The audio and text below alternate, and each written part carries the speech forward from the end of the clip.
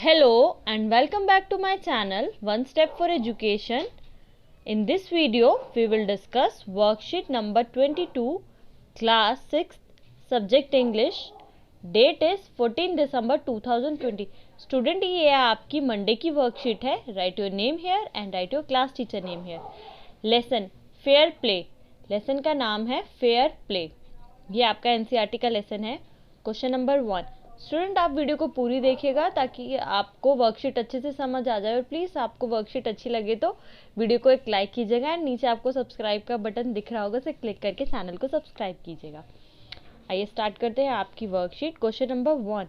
Read the questions and right the answers in the space provided. Question को पढ़िए और answer लिखिए जहां आपको स्पेस दिया हुआ है. What do you like the most about your best friend? आपको अपनी बेस्ट फ्रेंड में सबसे अच्छा क्या लगता है? मैंने लिखा है the thing I like the most. चीज़ जो मुझे ऐसी चीज़ जो मुझे सबसे ज़्यादा पसंद है अपनी बेस्ट फ्रेंड में. ही शी, अगर वो लड़का है तो आप ही यूज़ करेंगे और लड़की है तो शी. तो ही शी सपोर्ट्स मी ऑलवेज. वो हमेशा मेरा साथ देती है, मुझे सपोर्ट करती है. Where does your best friend live? आपकी बेस्ट फ्रेंड कहाँ रहती है? My best friend live in Karol Bagh. मेरी बेस्ट फ्रेंड करोल बाग में रहती है. अब आप यहाँ सेंटर में अपनी बेस्ट फ्रेंड का नाम लिखेंगे. Who is your best friend? तो मैंने यहाँ निशा लिखा है. आपकी जो भी बेस्ट फ्रेंड हो तो आप इधर उसका नाम लिखिएगा. What does your best friend like to eat? आपकी बेस्ट फ्रेंड को खाने में सबसे ज़्यादा क्या पसंद है? She likes to eat chowmein. तो मैंने यहाँ चाउमीन लिखा है. आपकी फ्रेंड को जो भी पसंद हो, पास्ता, बर्गर, पिज़्ज़ा, तो आप यहाँ वो लिखेगा. माई बेस्ट क्वेश्चन है, इसमें आंसर आपका ऊपर लिखा है, क्वेश्चन नीचे है, नीचे स्पेस नहीं था.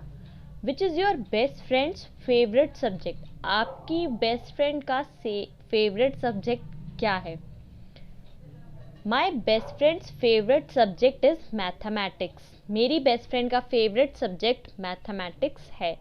आपकी फ्रेंड को अगर हिंदी पसंद हो तो आप इधर हिंदी लिखिएगा, वो तो आपके ऊपर है. आपकी बेस्ट फ्रेंड से पूछेगा कि उन्हें क्या पसंद है और आप यहाँ वही लिखिएगा.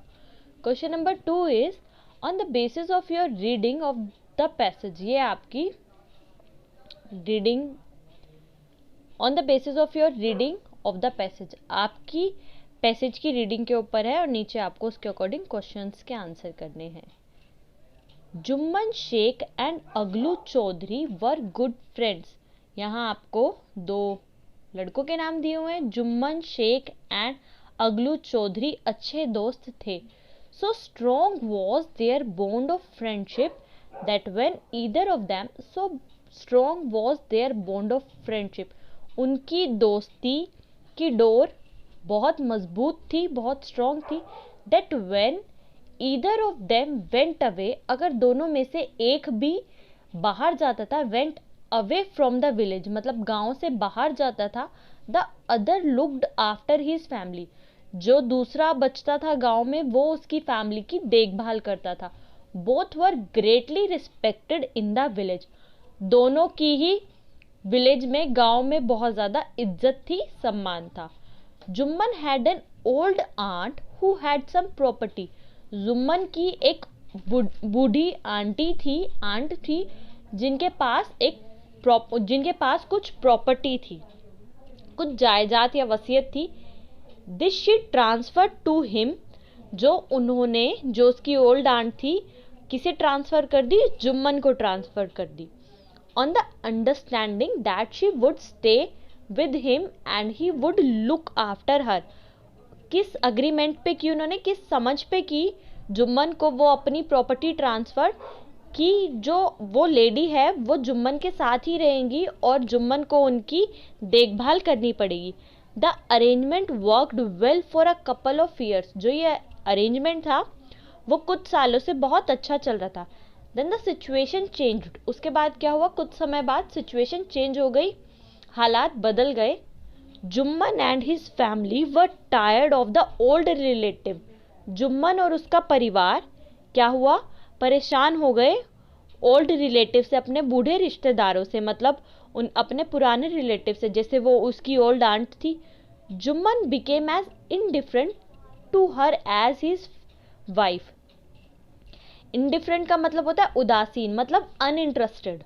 उसके बाद Jumman became as indifferent to her as his wife. Jumman क्या हो गया, थोड़ा अनइंटरेस्टेड हो गया उन आंटी के अंदर, उन ओल्ड आंट के लिए अपनी वाइफ के जैसे। Who grudged even the little food, grudged का मतलब होता है शिकायत करना, तो उनकी वाइफ क्या करती थी, जुम्मन की वाइफ क्या करती थी, शिकायत करती थी। Who grudged even the little food that the old lady wanted every day. उसकी वाइफ, जुम्मन की वाइफ शिकायत करती थी थोड़े से खाने के लिए भी जो उन ओल्ड लेडी को डेली के लिए चाहिए होता था। जैसे वो उनके साथ रह रही थी तो डेली का खाना तो वो उन्हीं से ही खाती होगी, तो जो जुम्मन की वाइफ थी वो शिकायत करने लगी थी, परेशान हो गई थी उनसे।